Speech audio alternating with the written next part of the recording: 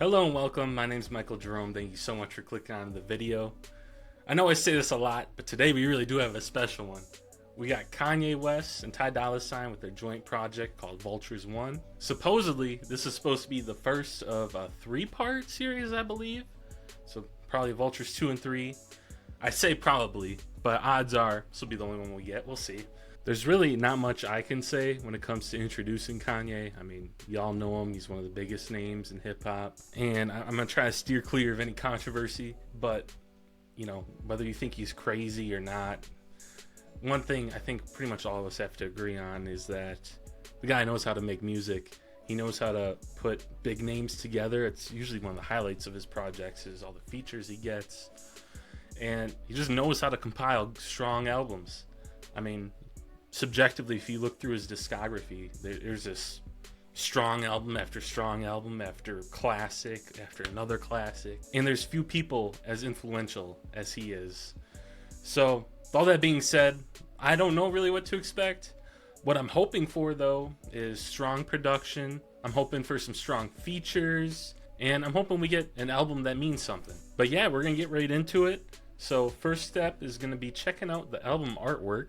I have seen this briefly, but I haven't really thought about it. It's kind of basic. It's just, you know, a kind of a standard mute background with what you presume to be Kanye and Bianca. One thing that's interesting, though, that I'm seeing is his, well, it would be his right foot, but the foot on the left, when you're viewing this, it appears to be like a shadow almost, like it's not a solid leg, so it's almost as if he's the reflection of the woman that we see here. What could that mean? Maybe it's just like that saying where it's like you're the average of your 5 closest friends, or maybe it means nothing at all and this is just the album cover he randomly chose. But yeah, man, I'm too excited. We're just gonna skip the jibber jabber. All right, first track, Stars. Let's get it.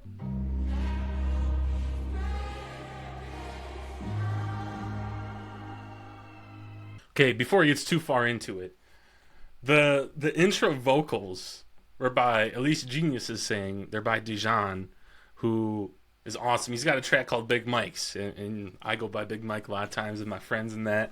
So I listen to that one, and it's a great track. But it sounds like a woman on it. I mean, I don't know if I'm tripping, but it does not sound like Dijon at all. Really, really, like, did something to the vocals there. But yeah, go check out Dijon. He's fire, too.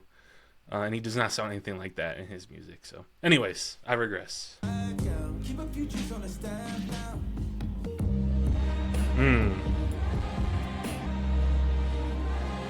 will say, as I'd expect, the production is A1. This does sound great, but I'll leave my comments to the end here. So that was Stars. As I said, production A1. Really enjoyed it. Dijon sounds nothing like Dijon on that, but still, I mean, sounds good. Man, I said I was going to stay away from controversy. You did say a line, keep a few Jews on the staff now. That's kind of like me saying like some super racist shit and then just saying, oh yeah, I got friends of that race. Like, that doesn't really, like, change anything. I know he's, like, apologized and put out statements and stuff, but I don't know, that line just didn't rub me right. What did he say? I don't know, didn't love that line, but we're gonna move past it. And then right after that, he leads into saying, this that rip up the contract, fuck all that, which I assume is referencing when he was basically getting canceled. You know, he lost his deal with Adidas and a couple other brands. But hey, man, certain things in life are guaranteed, you know, death, taxes, and Kanye being uncancelable. I'm almost curious if he does or says these things as a way of marketing, and perhaps you can consider him a marketing genius, but really, if that is the reason, it's just kind of a piece of shit thing to be saying all those things. Or, you know, there's just things going on. I don't know how to word it. You know what I mean? I don't want to say he's crazy, but, you know, he's a little something. He's a little out there. But either way, man, this dude can't get canceled. Here I am listening to his music, and I don't know. It might just be as simple as, you know, he's a generational talent. He makes great music, and that I guess, can make more of a difference in people's lives than things that he said outside of his music. Either way, I'm blabbing too much. We're gonna get into the next track. This one is called Keys to My Life. This already sounds a little slower. Slow down, you on your way to an overdose. Another nigga chilling on your couch with pajamas on. Thought I was the only one. Ever since I lost my mom, you was like my foster mom. It has a strong first verse. I think a lot of that was kind of either referencing or directly about his ex-wife. So, ooh, some heavy things there. I mean, it was a solid verse. These bitches want the pin code. These niggas swear we kinfolk. And a busy with a Jinsey getting gentle. All right. All right, another solid sounding track. What I will say about this one is that I really enjoyed the structure of it, where the first verse, he almost seemed to be talking about Kim, right? So another person chilling on your couch with pajamas on. Ever since I lost my mom, you was like my foster mom. I just think a lot of that is kind of talking about his ex-wife. But then it switched up, and a lot of the second verse was about his wife and kind of saying how he's got over the hump. He's in a Benzie with a Gen Z, Bianca. And, you know, the goal is to have another baby, I guess. So, I mean, hey, good for him. But all in all, I really enjoyed the progression of that track. Yeah, we're going to go ahead and move on to the next one. This one's called Paid. Oh, this is going to be way more upbeat, huh? You already feel it. Just first note, you already know. A little repetitive. What the fuck? I didn't love that first verse. Weird vocal inflections. Oh, that sounds great.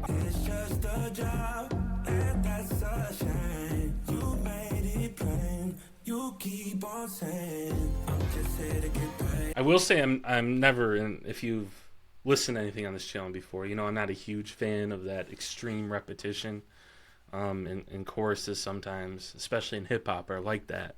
And this one is no exception. But one thing I did like that Ty Dolla did right there is that his verse gave the repetitive chorus a little bit different meaning. Because, like, when you first heard it, you were thinking it was just him saying, like, I'm just here to get paid. But then by saying, you know, the end of that verse, how it's probably like a stripper or something, and he ends it that way, and he's basically saying that she's the one saying, I'm just here to get paid, so don't catch feelings. I thought that was a clever way, you know, as someone who doesn't really love super repetitive choruses. It was a cool way to flip it and throw some extra meaning on it. Ty Dolla $ign's voice on his verse, I think it was eons above Kanye's verse. And to be completely honest, I didn't really like Kanye's first verse. But with that being said, I think it was cool. It looks like we have a little outro coming up, so we'll go ahead and listen to that. Man, there's no need to be afraid. Friday night, let's all get paid. Friday night, let's all get paid. Let's all get paid. All right, I'm gonna stop it there. This is, the ending too is a super repetitive. Maybe it would hit in the club, I guess, maybe, but I don't know, man. Even then, I feel like there's just way better songs to hear in club. All in all, I didn't really enjoy the song all that much. But again, that's probably just because of my bias for not liking that much repetitiveness. And I'm just going to leave it at that. So move on to the next one. This one's called Talking. I think this is the one that he posted a snippet on his Instagram in which his daughter is singing. I could be wrong, but we're going to go ahead and listen to it, and we'll find out together. Ah, yeah, it is for sure. We'll vibe out to it, and I'll still give my thoughts at the end. But I have heard this one before.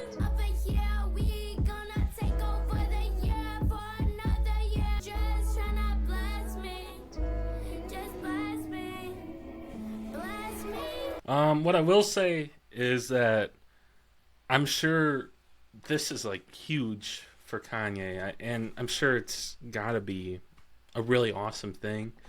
If you're an artist who's this fucking humongous, to have your own daughter like sing on one of your tracks and have it be released on one of your pieces of art that's gonna live forever, that's gotta be really cool, man. That's super dope. I think for especially someone her age, how old is she? Let's find out. So according to Google, she's 10 years old. I think especially for someone her age, she sounds pretty good. With that being said, can you hear the age? Yes, for sure. I mean, she sounds super young on this. I'm sure it's got to be super exciting for her to be on it too, from her perspective. That's cool. I think all that's really awesome. And I'm just going to leave it at that. I don't know, like, would I seek out this song per se? I don't know. I might have to listen to it another time or two. But either way, it's cool. And it looks like there is a second part to this with Ty Dolla $ign, so we're going to keep it rolling.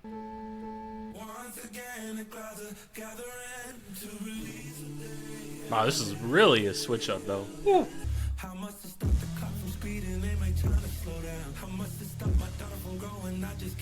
Oh, man, that's beautiful.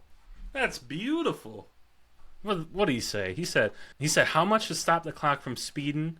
They might just try to slow down. How much to stop my daughter from growing? I just can't take it now. Man, I'm still relatively young. I don't have kids or anything like that, but I could feel that. Like, I can't really relate, but, like, I understand.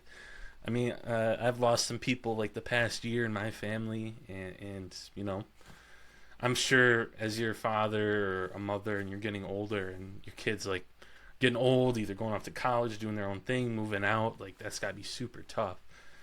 And, you know, everyone says it goes really fast, so I'm sure, like, that came right from the heart. Man. Man, this sounds fucking heavenly, hey? Oh, that's beautiful that he ends it, too. Another track with perfect progression. Alright, let me expand upon that last comment. First off, the track itself, you know, it makes a lot of sense. It's about their daughters, so Kanye gives his daughter a chance to even perform on this track. And I'm unsure the age of Ty Dolla $ign's daughter, but either way, he's discussing her on his verse. The track, you know, has great purpose. You know, there's meaning behind the lyrics, specifically Ty Dolla $ign's verse. I mean, that was really heavy. We talked about the time aspect of it, but also things like, you know, try not to be the wrong type of influence, saying he's motivated just by looking at his family tree. So, hey, there's a lot of content in here, and I really enjoyed particularly Ty Dolla $ign's part. And I also really enjoyed how Kanye ended the track with the same chorus that Ty Dolla $ign used. To me, it's kind of a way to wrap the whole track up and just show that, you know, he's proud of his own daughter, and he's also proud of, you know, this good friend that he has who's performing, rapping about his own daughter too. But yeah, I just really enjoyed the progression. I think it sounded excellent. I think that's one of the stronger tracks we've gotten so far. We're gonna move on to the next one. This one's called Back to Me. Okay. Man, he's so good just chopping samples up, man. Like, even this sounds good. What is this?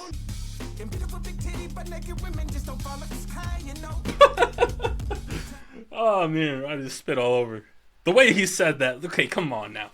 The way he delivered that was not only hilarious, but kind of sounded pretty good, too. Well, hold up. I want to hear it again.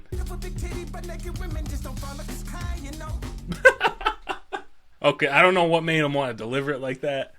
It was pretty. I don't know why. I think that's funny. But, I mean, he's not lying, too. I mean, they don't just fall out the sky. If you're lucky like me, you'll get one, though. I do think he's probably just... It might be like a subtle flex, too, you know, saying that he got Kim Kardashian and then Bianca, and then he had plenty of other girlfriends in the past, too. But it might be a subtle flex. But either way, I don't know. That line's just hilarious. Just don't fall out the sky, you know. They so valuable. Ooh, that got pretty repetitive too. But I do like how he changed slightly after the beautiful big titty butt naked women just don't fall out the sky, you know. Gosh, that's a tongue twister. That's why I can't be a rapper. I can't even say it. But after that line, he has a similar excerpt after it each time, but it changes very subtly. So the first 3 times that he says that, because he repeats it 3 or 4 times, he just says, tell me how you know I've been searching high and low, and I can tell you one thing, and then it just repeats. But on the very last one, it changes, and he says, they so valuable. Instead of saying, tell me how you know. So it's a subtle little change, but it's also just like giving appreciation for the women in your life. And that's probably way more deep than what he meant it to be, but I still thought it was cool. Oh, that's Freddie Gibbs. Woo.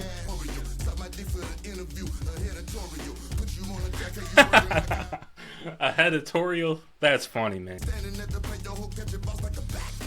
This is a hard verse. Hey, flip it. Alright, so that was a cool track. The obvious connection is Ye, you know, batting 1,000. I will say I really enjoyed that verse by Freddie Gibbs there. That last verse at the end. I think his delivery was top tier. I mean, it was kind of a standard Freddie Gibbs delivery. I mean, the way he raps kind of reminds me of how Kyrie dribbles a basketball, you know? So it was very smooth. Definitely enjoyed it. And that's a solid track. That was a solid track. I like that one. But yeah, we'll move on to the next one. This one's called HOODRAT. This is one way to fucking have an intro, I guess.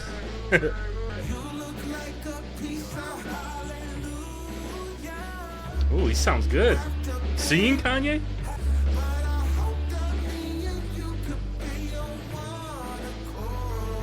Ooh, that's a bar. I mean, it's a simple one, but you could be on one accord, like a Honda Accord, or be together, with their, spend time with one another. I really enjoy his singing voice on this. I guess I was really like put off a couple songs ago when we got that like super high pitched voice from Kanye. This is a kind of nice sound. I enjoy this. I hope he has more of this. Let's keep it going. Oh, another clever line.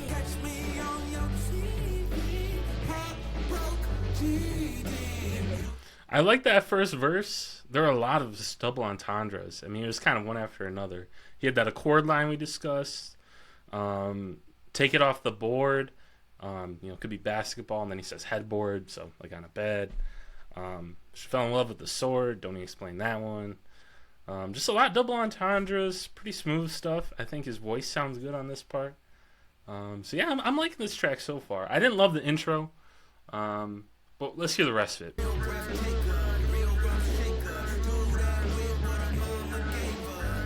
Hey, man, one thing I gotta say is Kanye.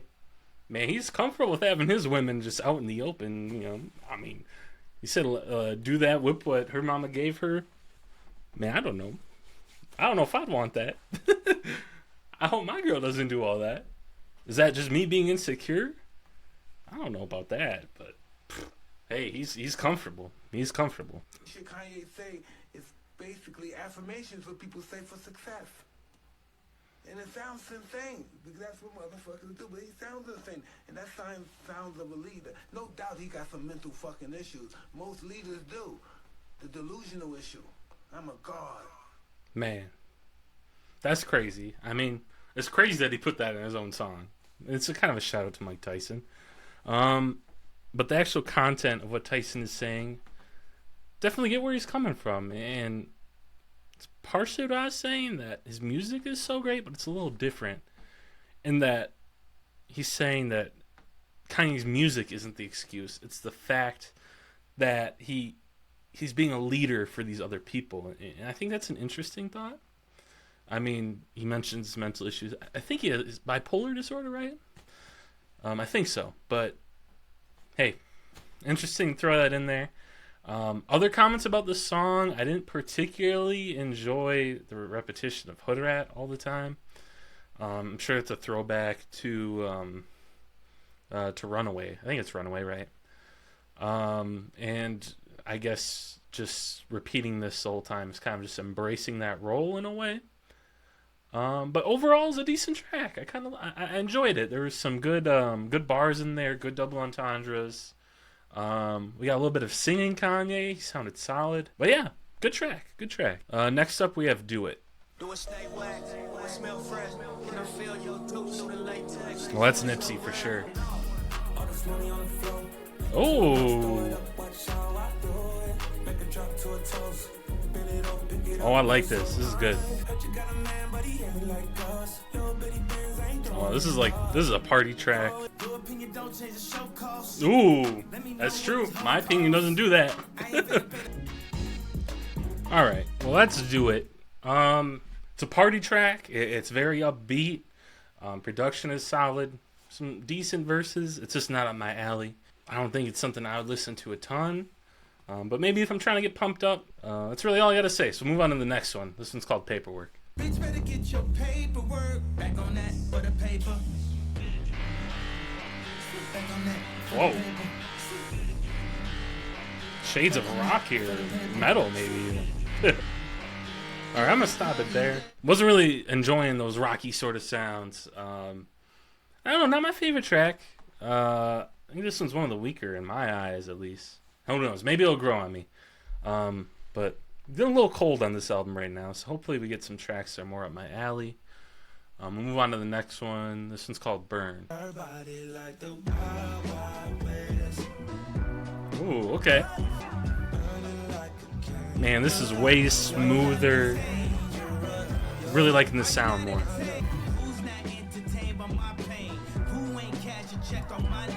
Ooh!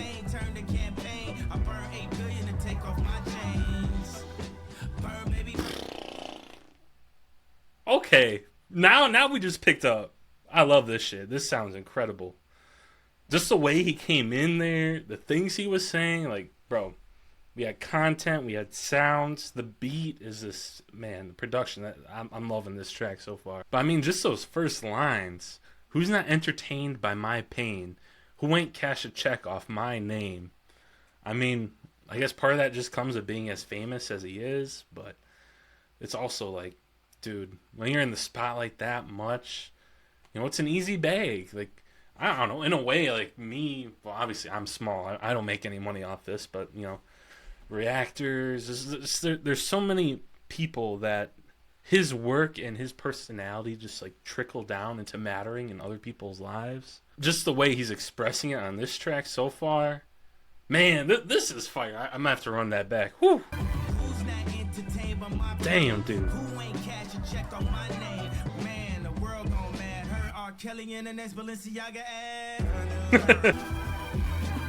Man, what a shame. The length of that track. Less than 2 minutes. That was probably my favorite track on this album so far. Man, I was getting a little worried too because we got a stretch of 2 to 3 songs where I just really wasn't feeling it all that much. But that one, man, that one, fire. I really enjoyed everything about it. Whether you talk about the production, whether you talk about the lyrics, the meaning behind it, just everything came together in that track. I really enjoyed that one. Shame it was less than 2 minutes. But hey, maybe that adds to the lure of it. I'm sure I'm going to be replaying that one a bunch. But either way, we got the next one. This one's called Fuck Some. Oh, this is going to be upbeat, huh? You can hear it boiling. It's starting. Ooh. I'm just gotta say, I bet this is gonna go hard in a car. You got a sub. Ooh, man. I'm not the biggest Cardi fan, but I'm kind of vibing to it. Man. This one's a bop, dude. Don't do this, though. Don't do this too long. Please. Maybe it'll grow on me, but I don't like this.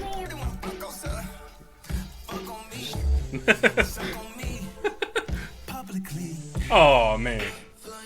I don't know about all that. He's wild in a bit there. Man, one thing I didn't really like is that, I mean, that, like, baby voice he had going there. I don't know. Wasn't enjoying that. But we still got a lot of song left, and this one's a banger, so we'll keep it rolling. Oh, that's Travis. Man, they got everybody on this track. Oh.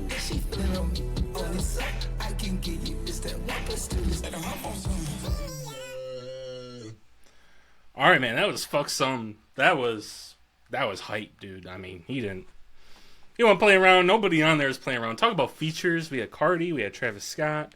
Both Ty Dolla and Kanye, obviously. Solid track. Production. A1. The bass, man. The bass. That one was all about the bass. Man, if you got a sub in your car, you're going to want to crank this one up. That's going to sound incredible. Next up, we got Vultures.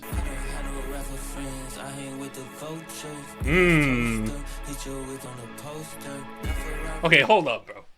What just happened? How we go from, like, I don't know, y'all might not agree, but there was like 2-3 songs in there I thought like were pretty bad. Okay, I'm not even gonna lie. I didn't really like them, at least first listen. And then we just like get 3 songs that are complete gas. I mean, Burn, I mean, it's like slower, it's a little bit more mellow, but then we go into Fuck Something that's just like, in your face is gas. Then we get this, and this sounds incredible. I don't know who this is. Let me check. It mentions Bump J and Lil Durk, so I mean they're doing their thing, man. But this just sounds great too. You can tell it's gonna be fire. It's gonna be fire. Anyways, whew, I'm liking it, man. Let's keep the vibes going. Then I ghost her. Okay.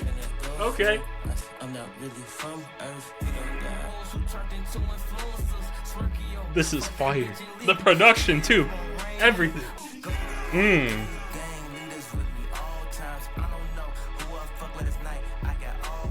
Oh, that's not nice. Bruh. You can't put all the emphasis on that line too, bro. That's just like the other line where it's just like hired some Jewish people. Like, bro, that's a little bit more vulgar though. I mean, I guess. I mean, all right.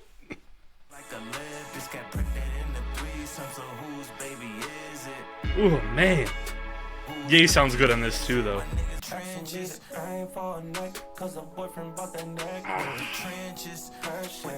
Oh man. Yeah, when he first came in, I was like, I don't really know if Ty belongs on this song. But if this wasn't a joint project, I'm assuming he probably wouldn't even have a verse on this. Alright, man. That was Vultures. Whew! Incredible track. Ooh, man. That was fire.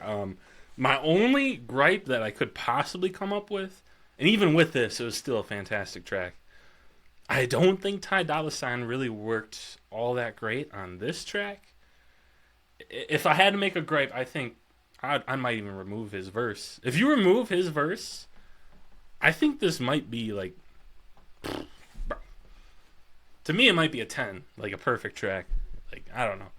And I didn't even pay attention to what the fuck any of them were saying, honestly. It was just the vibe, you know, and the way it made me feel, the way the beat, the way I just felt it, man. Like, that was good. And not to hate on Ty Dolla Sign. I think he's been super strong in this album so far. I just think this is the one track of all of them that we've listened to where it's like, I don't know if he really needed to be here. But either way, I regress. We'll move on to the next track. This one's called Carnival.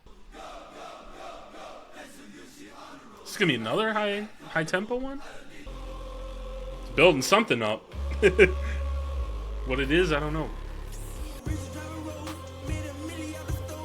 Okay.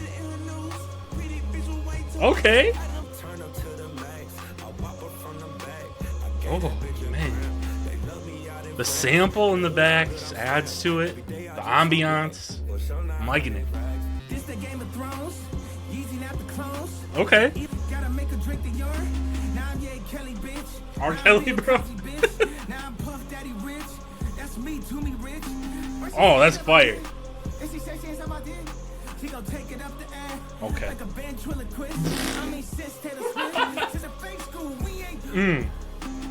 Oh, man. I mean, he just got some shit off his chest right there, huh? Oh, the delivery. It was very aggressive. Like, that was the most aggressive we've heard, on this album so far. So there was some funny lines in there. Like a ventriloquist. That was crazy. I wasn't expecting that. Is that Cardi again? Sounds like it. Sounds like a stadium chant. Alright, man, that was Carnival. That was another fire track. At least off first listen, I think I'd put Vultures and Burn slightly ahead of it, maybe. But that's right up there, bro. I'm gonna have to listen to these more too if I want to actually like rank them, but that's up there. Fire track. Next up, we got Beg Forgiveness. You've gone too far. You've gone too far, and you should hang your head in shame. For these wounds I cannot stay. You've gone too far. Ooh. I really like that line. He's like, the sum of all the parts, what does it say? The sum of all the parts that you've taken are a fraction of the parts that make me whole. Just saying that he hasn't lost like all of himself in whatever this is going to be about. Man, this sounds like it's going to be a heavy track. I'm particularly interested to see where Kanye takes it. But time will tell.